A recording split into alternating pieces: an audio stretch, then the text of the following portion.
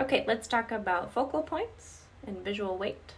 So example of shifting focal point, notice the shift in visual weight when tone is applied to just one section.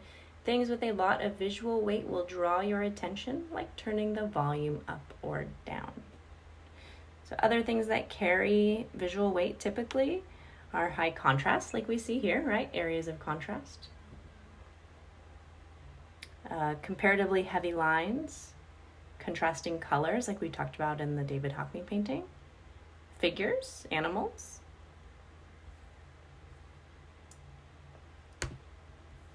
And to give you guys just some examples of some traditionally bad compositions, things to be aware of when you're setting up your compositions. The edges of objects touch each other, edges of the page or of horizon lines, but don't overlap. So these are things that become distracting as you look at the drawings. You might not notice it right away, but as you go on to set up your compositions, this is something you should keep in mind. Things to avoid.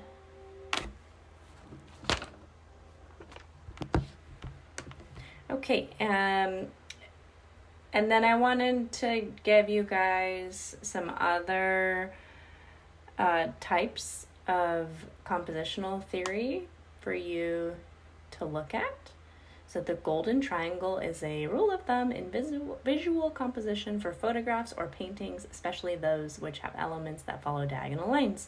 The frame is divided into 4 triangles of 2 different sizes, done by drawing one diagonal from one corner to another and then 2 lines from the other 2 corners, touching the first at 90-degree angles. There are a couple ways this can be used. Filling one of the triangles with the subject, placing the diagonal elements so they run along the 2 lines. So I just grabbed this off of Wikipedia.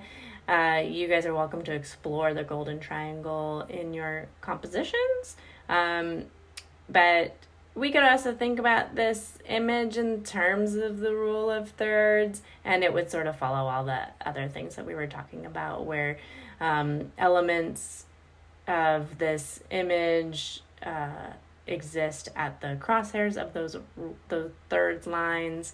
The subjects are taking up about the bottom 2/3, right? Background being about 1/3 of that image as well.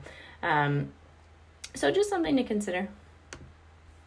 And then I found this really good reference that I thought you all might be interested in. You can read more about it on your own, and you should. Just read through this article. I'm not going to summarize it for you because you can review it on your own. So just go ahead and follow this link, copy and paste it, and read through in more detail about the following compositions, and we'll just look through them here.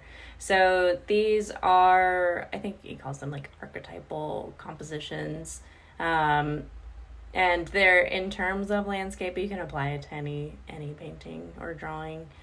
So I'll let you guys look through these on your own. I'm going to upload this lecture for you.